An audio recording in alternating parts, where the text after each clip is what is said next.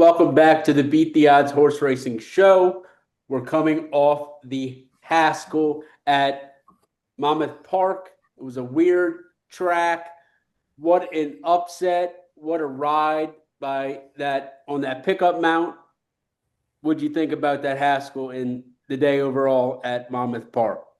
Thank you to our friends over at SeatGeek for sponsoring today's episode. SeatGeek is the #1 ticketing app for any live events, sporting events on the market. All you have to do is put in your location and it shows you everything in your area. So go check it out. MLB season is just kicking off. NBA playoffs are around the corner. Or just go see your favorite band or person in concert. Go check it out. Download the app. Use code BTO Horse Racing at checkout. And make sure you look for that little green dot that lets you know you're getting a great deal on your tickets. Use code BTO Horse Racing at checkout. Well, it was a crappy day overall with the rain out, gully washers at both locations. But I got to eat some crow. Like I always told you, spade to spade. I didn't think Baby Vino had a shot in that race against the big boys. He took to the sloppy track, but not only that, I mean, he fought down inside. He made a big move up on the inside of turf home. Paco pins him down, doing the Paco rough ride as always. And Baby Vino, he fought, man. He pinned his ears back. He fought to the wire. He beat him fair and square. I feel if Paco would have kept his horse out there, out in the middle of the track, Napoleon Solo, he might would have won the race. Yeah. But, instead of going down and trying to engage his horse, it kind of, I think it backfired on him. But I got to tip my hat to Baby Vino.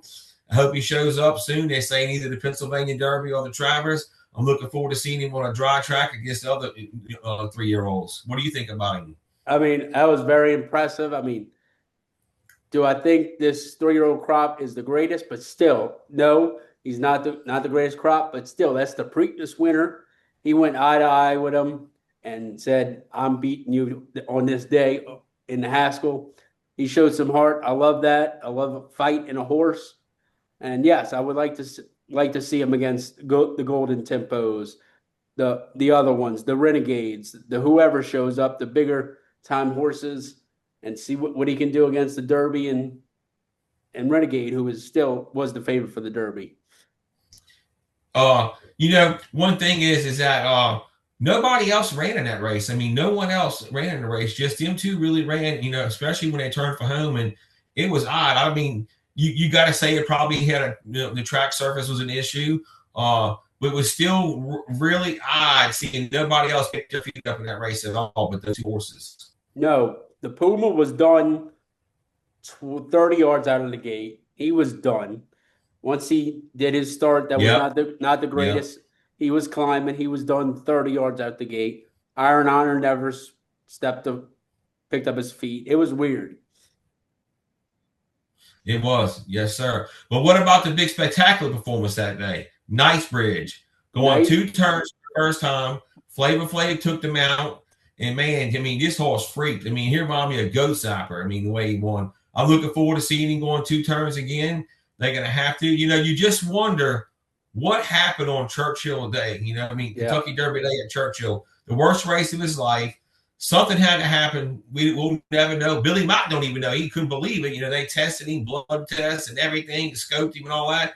Nothing shows up, man. But his last 2 races, he's been highly impressive. Yeah, I mean, you've been sticking to these mile races. Now you step them up to, 9 furlongs? Man, what could have been? I mean, I would love to see him one more. Could have been the track that he freaked. But still, you're facing Skippy Longstocking, he did go awry in that race. He is going to be off for a little while. But still, that was a hell of a performance. I want to see him over a fast track, stepping up in class. And I would love this. I love that horse. I would love to see him put another big race back to back. Well, I'm going to throw this out there. We didn't talk about it before. But what about today's announcement? Phileas Fall going to go to the Whitney because they don't want to run him over to do Belmont track. They want to keep him at Saratoga. They prefer the 1.25 miles, but they're going to run him at the 1.8 miles. And he loves the Saratoga track. So, I mean, what a lineup coming up for the Whitney. We got all big boys coming up.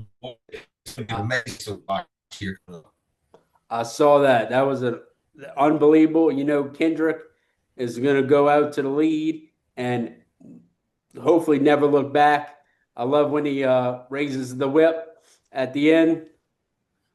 So yeah, that adds definitely a factor to the race, the speed, and he's a horse for course. He loves Saratoga.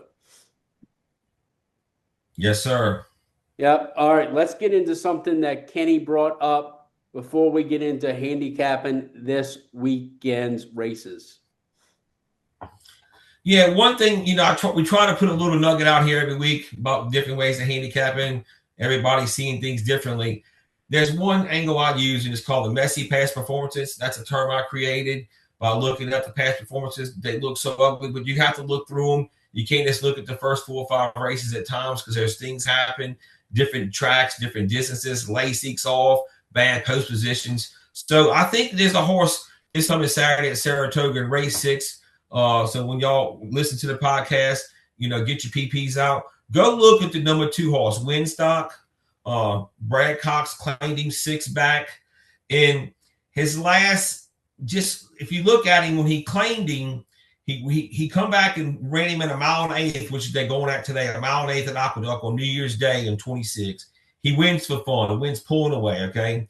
Then he's off a 60-day layoff. He comes back on a mile, catches a sloppy track. This horse despises a sloppy track. Look at his record. 9 starts, got 1 win in 1 second. So he you know he don't like it. Mm-hmm. So then he builds him right back in 22 days over a fast track. Once again, going a 1.8. He wins for fun again. So here we go. The next race, he puts him in a stakes race at a 1.5. So a long distance. Once again, this time, and he catches the horse is spot, no Lasix and runs. Then he comes back, Belmont weekend, and runs him in a commentator. Stakes bred race, restricted, 1.8. Once again, no Lasix. Went off the favorite, ran up the track. So here you are today. He's back in a 1.8. I looked at the weather. It's supposed to be a beautiful day. He's gonna catch a fast track. Look who's on top. I heard's up for Cox. The morning line's 5-1. You're gonna get this morning line because Emerging Market is in this race. He's going to take all the money. He's been the big buzz horse. He was my pick for the Kentucky Derby. And I'm telling you, this horse loves a 1.8. His 4 out of career 6 wins have been in a 1.8. He's 5 out of 9 in money. He's ran way faster than Emerging Market's ever ran in his lifetime going a 1.8. So I'm telling you, circle this horse. You better use him in your rolling wagers, your exactas, and anything you're playing. Win stocks, I think he's going to win the race. I love it. Winstock, and yes, you are getting that price. You got Emerging Market in there. You do have the horses that have back class, but they're on the other side of the hill in their career, Resilience and Dreamlike. But I love the pick of Winstock. Yes, sir. All right. So they have 2 stake races. The first one is the Alfred G. Vanderbilt. I believe used to be a grade 1. Now it is a grade 2. We have a field of 8 in here, but Gregory Siaco is scratching both of his entries in here, and it'll be a field of 6. Yeah, you know, once again, you told me that I've been out of town all week. Mm-hmm.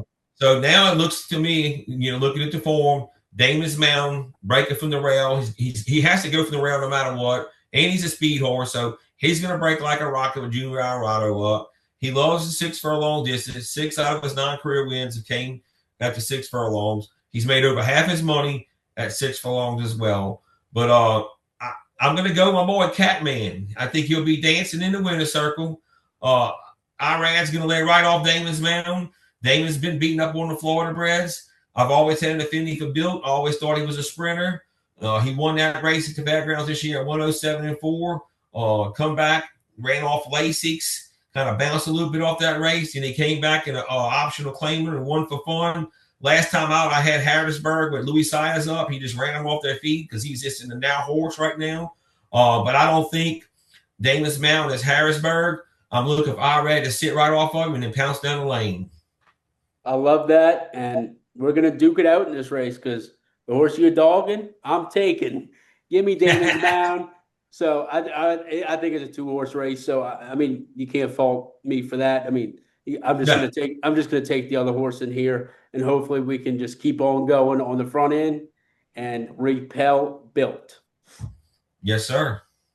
And then the first big time summer race of the year for the 3-year-old fillies. What a field we have in the Coaching Club American Oaks. Such a historic field. I'm glad with the 9 entries. I bitched about that a couple maybe 2 weeks ago. But this field is great. Now you do have the scratch of, I don't know how the hell you say this name, the Rascal something, the 3-horse for Will Walden is scratching. Yeah. My selection in this race, and I haven't been high on this filly all year long. I've bucked her numerous times. All the money's going to come on Always a Runner and Counting Stars. They're going to duke it out again. But I feel if Zany winds up in this race, she's going to run a big race. I like her getting the hood on. On the 13th, she just worked a 47-3 breezing. I'm pretty sure that was with the blinkers. Then last out on the 19th, they just worked her with a maintenance work. But I did read she's cross-centered, at Monmouth.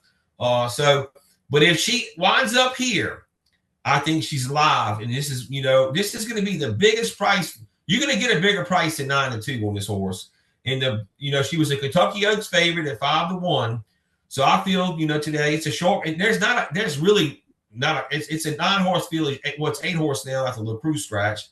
So I feel like Zany's going to run a monster race if they keep her here with the hood on. And I feel like if not, I'm not playing the race at all. I'm only playing Zany. And I second that. I mean, Todd Pletcher has done it time and time again, mainly with colts, horses that don't run well in the Derby. They find it at Saratoga. They run well, the Jim Dandy, and they win the Travers. Why can he not do it with a filly and pick up a big-time grade 1 with Zany? That's my pick in here as well. Rapoli, his main man, John Velasquez. Zany, if she runs here, I think Rapoli will want to run here. He's a New York man, but it all depends on the weather and the easier field. But I'm taking Zany in this race as well. Yes, sir. All right, let's get into the claim box. Would you like me to start? Go ahead, buddy. My claim of the week is that without this ride, I mean, this horse does not win the Haskell. I was so impressed with the ride from Jorge Vargas. I mean, the pickup mount after Paco obviously is going to take the Preakness winner, but the ballsy move to move early, he had to go up the rail, fight him off. Oh, Paco tried to put him over the rail, fight him off, and get that horse home. I'm buying that pickup mount. I'm buying Jorge Vargas. I love the ride, and I'm so damn happy for him to get that grade 1 on Baby Vino. I'm coming right in, similar to you in the claim box. I'm going to claim the girl power. Miss Lindsay Schultz, first lady ever to win the Haskell. We already had Cherie DeVoe win the Belmont in the Kentucky Derby as the first woman. And what I like about them, they both wintered at the fairgrounds, our home track. Yeah. Both wintered there. You got a tippy hat to the ladies. They coming up, showing what they can do against the men. I'm so proud of both the ladies. They work hard. They're up against it, day in and day out, trying to get new ownerships and so forth. Because, it's always, they're women trainers. You hate to say that, but that's still how it is this day and age. I love following these 2 young ladies. I'm so proud of both of them. So I'm claiming the ladies this year. I love that. And before we move on, I think I have an early nominee for the worst claim of the year. That run from Just a Touch was the worst thing I've seen in a while. Maybe he bled, maybe something, maybe it was a track, but man, that was his chance to make me look good, and it was horrid. So that's an early. Yeah, but that was he's been running on hard turf, fast turf, firm ground. I think you got to toss that race and see what happens moving forward. You can't throw, but it was an abysmal performance by him. I agree with you. I hope so, because I was like, all right, let's go. And then, damn, he ran bad. All right. And then let's get into the stable male horse of the week. Kenny's going to give you pretty much two of them this week, I believe. Yeah. Well, I just want to give a little messy past performances and take a look at it, try to look at the form a little different. Last week, our stable male horse played the week, got right off the turf. Like I said earlier, horse this weekend, Saratoga. So we're going Saturday, race 4. Number 5 horse, In Spite of Charlie, for Barclay Tag, Jose Ortiz. I love the mount for Jose Ortiz. I feel like 2 lines form, want Jose in the saddle, because normally Barclay don't ride Jose. If you look in the form, he hasn't ridden him all in 26 or this meet at all. The horse has been working extremely well over the weeds at Saratoga. So the stable male horse played this week is number 5, In Spite of Charlie, at 7-2 on the morning line in race number 4 at the Spa. I love it. I mean, 2026 is the year of Jose Ortiz. It seems like it doesn't matter if he's on a 35-1 shot. He's winning. He's won everything this year. So I love that play. Let's cash it. I am on the train with you. Let's hit it. Make sure you like, comment, and subscribe. And thank you for all the viewers. We appreciate you.